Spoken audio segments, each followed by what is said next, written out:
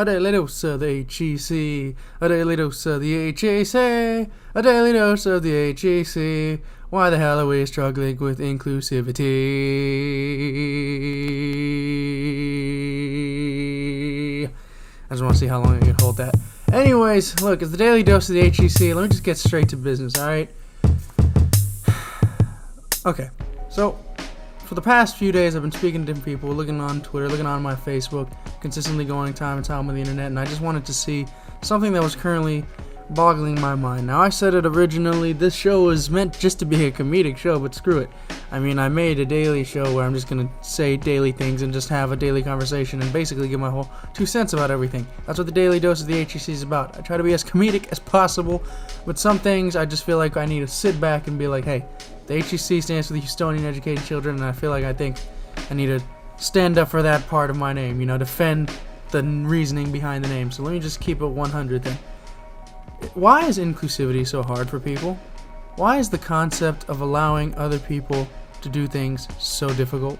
And I mean, it's just the most basic stuff, alright? I knew somebody who I had talked about NASCAR and its progression now, and finally me feeling comfortable with watching it after, truth be told, I haven't been feeling that comfortable with certain NASCAR fans because I would see certain NASCAR fans saying things online and then, hoisting things online. Hell, the Joe Nemechek thing brought me down severely, man. Homie was defending the treatment of illegal immigrants currently going on, and that let me down. That really did let me down.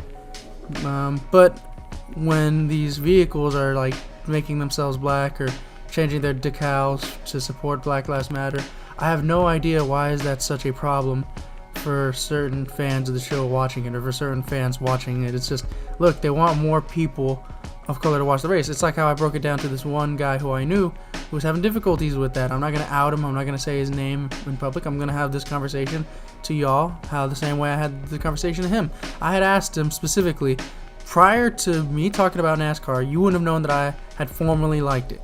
You wouldn't have known that until you had a conversation with me and I told you about that. And now I've told you that because of NASCAR's efforts, I'm going to start following them more. Hell, I even got the NASCAR app because they're putting in the effort to support more people of color, to show inclusivity within the sport. They've banned all Confederate flags at their sport, and I take that as, hey, if they're putting in the effort to show us that they're going to make it more suitable for us to watch, then they're going to make it for us to watch. I don't know what more they can do. Yes, they just changed the color of their car. Oh, wow. It's still a fucking fast-moving car. I doubt you're going to be able to read any of the messages that are on it when it's full speed, full ahead. It's a race. They go consistently. And like I told him when I had spoken to him person to person, the guy who was getting upset about this, I spoke to him personally. I was like, before I had spoke to you, you didn't know that I watched it. Now I'm trying to rewatch it, and you want to hop off? Me and you had fun talking about watching in the past. Me and you are going to watch the races now. It's not like they're going to consistently shove a political message down your throat. And by I mean shove a political message down your throat, I mean when they do that every single time they're on commentary. They're not going to do that. They're not going to fill every minute of the race with fucking quotes from Farrakhan, Malcolm X, and Martin Luther King every lap. You know what I mean? So they're only going to mention it in passing, and they're going to talk about primarily the race itself, and then more importantly, they're just going to air commercials in between, which is just people wanting inclusivity. And I had told them like this, before you even spoke to me, and now that we've spoken, and now that we've known it, do you prefer just liking NASCAR by yourself and not having anybody to talk about it to? Or did you like the fact when I had spoken to you, and now we're both talking about NASCAR, and now I want to watch the next race, and you want to hop off? You don't want nobody to talk to about it? Me and you were having fun talking about the past. Now let's have fun talking about the present. Why are you going to eliminate something that we had watched? Just like how I had told them the same thing. Hey, alright, I'm not going to try to make myself seem perfect and to seem like, oh, I just didn't da-da-da-da-da, or I was automatically inclusive from day one of birth. I made my own mistakes. I've said some things, and I've made up for it as best as I can. And I try to be as inclusive as possible. The only time I don't like being inclusive is if I feel it's people who are intentionally trying to be problematic, or if I feel like it's nobody who wants to at least put the effort to speak to where we could find a common ground. Because if you speak to anybody, you could find a common ground. I'm an oddball, okay? A lot of the shit that I watched was shows that my dad and my mom watched, or a lot of shit that I would listen to was changing, alright? I went from listening to country and rock and roll and a little bit of rap to where my entire discography is just mostly rap, but that's because I love the genre of rap and I just listen to a lot of the music. I study a lot of the most lyrical shit and stuff from the past the most. I don't really focus on a lot of the current stuff, but it's just, not that I hate it, I just need to catch up, alright? I need to catch up. Had a falling off of the genre, but I'm trying to catch up to every genre. I try to listen to every genre, and I don't criticize people that much for their music choices. I jokingly, when if it's a friend, and I jokingly want to get into like a playful argument of which artist is better, but that's about it. I don't try to keep hatred for anybody. So I don't know why is the concept of inclusivity so hard for a lot of people, because we live in a world where now there's different subgenres of music, there's different films, there's different subgenres of films. There's a common ground. There's not one thing that you like that somebody else doesn't like. Hell, breathing. If it takes even discussing the most minimalistic things like breathing, hey, I like breathing. Do you like breathing? Yeah, you know what? We like breathing. Let's talk about how we like breathing and how we want to ensure that everybody has the human right to breathe, if that's so hard. But I feel like people get afraid that inclusivity means that we're going to try to take over, whether it's people of color. I know a lot of people are thinking that, oh, well, this means, as Tucker Carlson said, they're coming for you. Who is they? Who's there? Alright, look, just because you read about the Nat Turner Revolution doesn't mean you should be automatically sweating anytime a voice is asking for change. But if for some reason you fear that we're going to go on the attack because of what had happened to the past and what y'all had done, and that's the problem. In a world where there's not really that much, we're trying our best not to have an oppressor, so don't act like an oppressor. If you're fearing people wanting equality, then you are being an oppressor at that point. So why are you trying to put yourself in the position of an oppressor instead of putting yourself in the position of a progressor? See what I did there? And just trying to make things better for yourself, the community, and the people around you. Hell, I've known so many people of different nationalities, different descents, but that's because I grew up on a military base. Fort Hood, stand up. Yeah. By the way, find that missing soldier. And if y'all had something to do with it, be honest, report it, and get the people convicted who are possibly responsible for this poor woman's disappearance. But nevertheless, even in my childhood and knowing these people of different ethnicities, different cultural backgrounds, and different things of that nature, there would always be big barbecues. Hell, I celebrate the 4th of July. And it was never just because of loving America, to be honest. After learning about all the fucked up shit that America did, I was like, you want to pull your collar a little bit. But I had always celebrated the 4th of July primarily because in the military bases, it was a big deal to me, and it was a big celebration of inclusivity to me as a kid, because if we want to go with the ideals of America that we were taught and drilled into our heads, then this is the land of the free, home of the brave, and this is the great American melting pot, you know, with the immigrants coming over from Ellis Island. So why are we being so critical of the immigrants who are coming from the southern border? We want to be the inclusive country. We want to be the country that showed itself that it was better than every other country. We're one of the most diverse countries in the world, and I feel like, why are we going to try so hard to kill that diversity when it's what makes us stand out? That's what made us us. We were the place that let everything go. Anybody who wanted to have a good time could have a good time, and everybody who wanted to put the work in could succeed. But unfortunately now there's exposed trials and tribulations and hidden obstacles that people of color have to face, and it's unfortunate, but it's just a fact. But what needs to be spoken and what needs to be talked about primarily the most is don't fear including anybody. Try to always have a common ground, and that doesn't mean just people of color. Alright? Because unfortunately, white on white hatred is a real thing. And what is it? It's the white people who hate the white gays or the LGBT community. In the midst of everything going on, hey, happy Pride Month, everybody. And I'm not saying that in a derogatory term. I'm meaning it, hey, happy Pride Month. Shit. I have two amazing tias. They're not tias by blood, but family-wise, and they've known my mother for so damn long that we just consider them tias. It's one of those things. It's one of those things about inclusivity. where it brought everybody together. So hey, we know them, we get along with them, so they're family to us. My Theo Alfonso, he was gay, and he showed me Ghostbusters, and Ghostbusters is my favorite fucking childhood movie of all time. You go on the Torres cast, you see I have a bunch of Ghostbusters decal and shit all over my room, because I'm a fan of that series. A fan of a series that was introduced to me by a gay man who was just babysitting me at the time. He was babysitting me and my sister.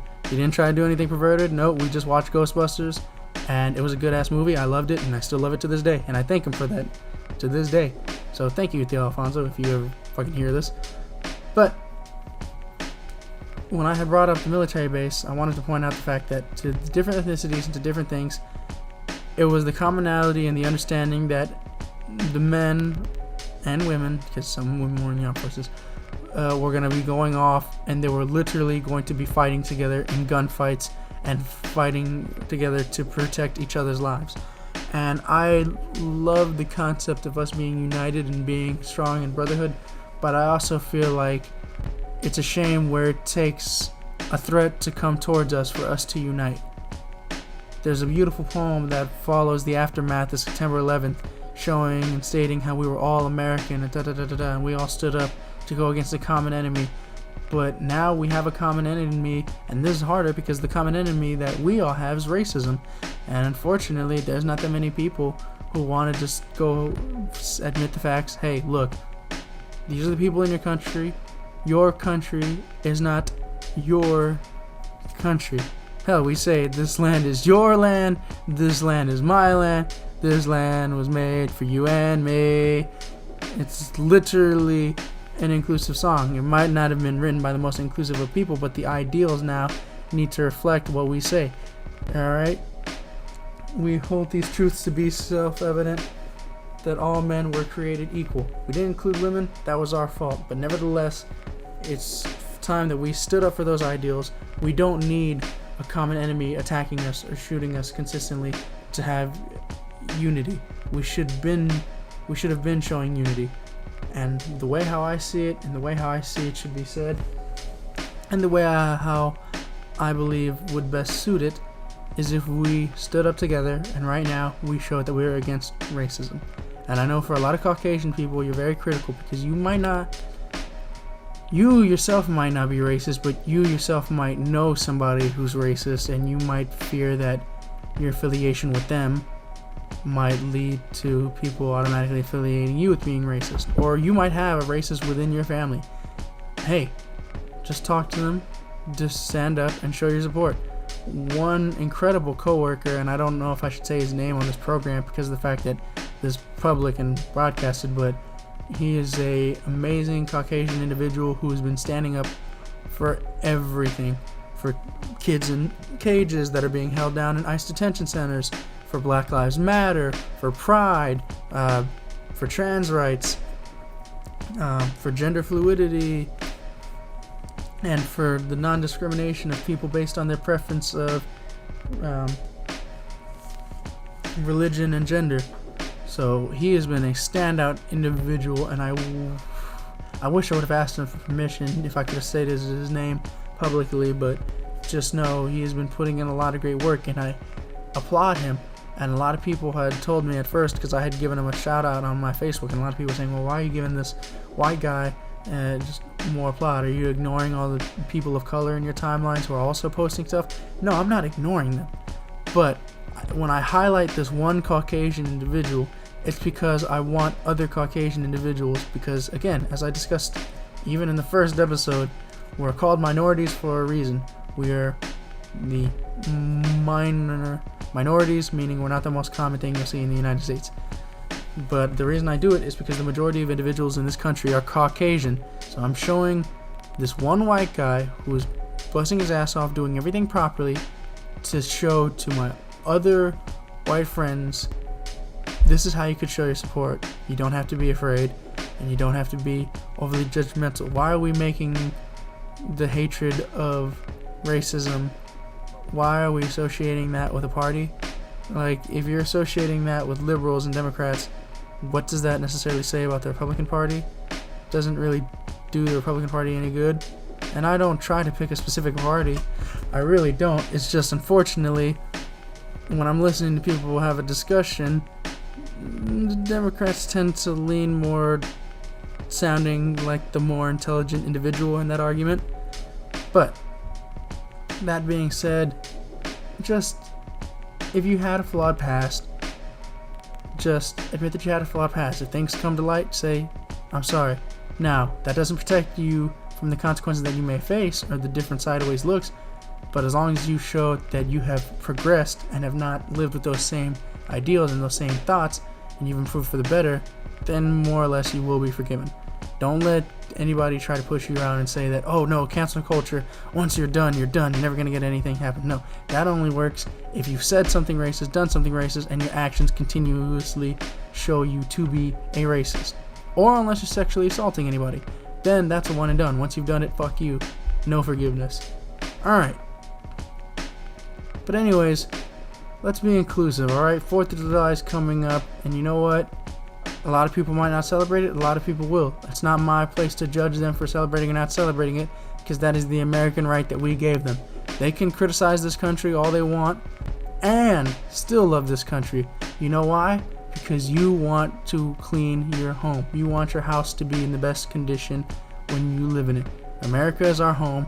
We need to fix this house, and we need to make sure that we can get rid of this mess that is racism. Because unfortunately, even though we've taken out the bulk of the trash has a tendency to stain. And unless we clean all the stains, it's going to stay there, and it's going to make the house look a lot more uglier than it needs to be. I'm the H.E.C. I'm out of this biatch. Peace.